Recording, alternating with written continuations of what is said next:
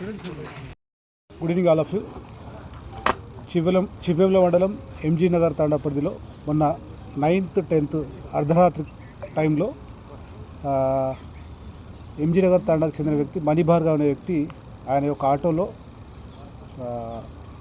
ఊరి చివరన అడవికుంట చెరువు కట్టపైన చనిపోయి పడి ఉంటాడు.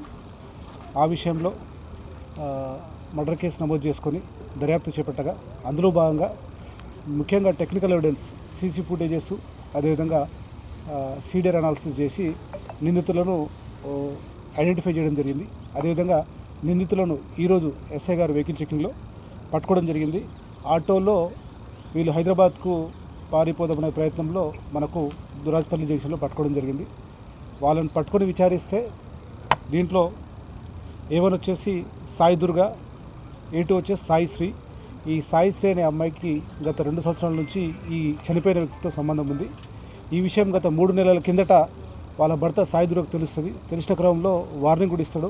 పెద్ద మనుషుల సమక్షంలో పంచాయతీ కూడా పెడతాడు. బట్ ఆయన ప్రవర్తన మార్చుకోలేదు. అదేవిధంగా వెనకాల పడుతున్నాడు.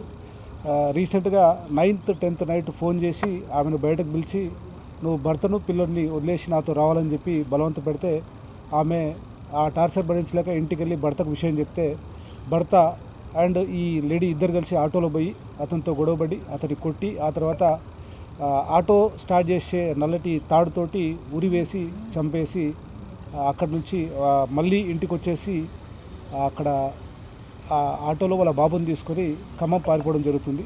ఆ తర్వాత ఈరోజు మనం పట్టుకోవడం జరిగింది.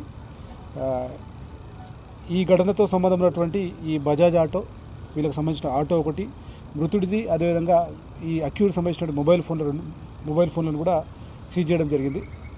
ఈరోజు వాళ్ళందరినీ కూడా రిమాండ్కి పంపడం జరుగుతుంది. స్వాధీనం ఇద్దరి దగ్గర మొబైల్స్, అక్యూజ్డ్ మొబైల్, అదేవిధంగా డిసీజ్ మొబైల్ కూడా వీళ్ళు ఎత్తుకొని పోతారు చంపిన తర్వాత.